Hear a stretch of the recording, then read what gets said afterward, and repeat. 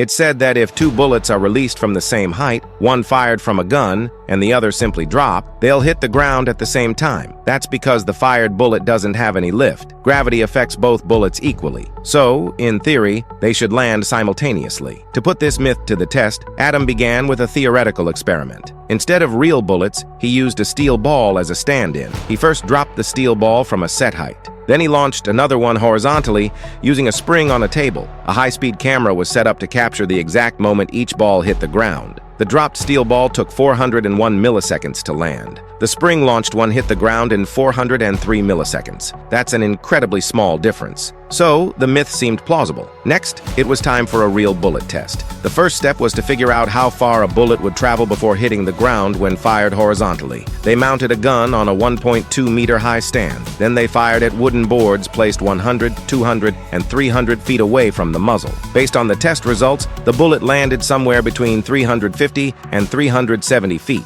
To precisely track where it hit, they laid white paper on the ground in that range. Eventually, they determined the bullet landed at exactly 360 feet. Now it was time for the final indoor experiment.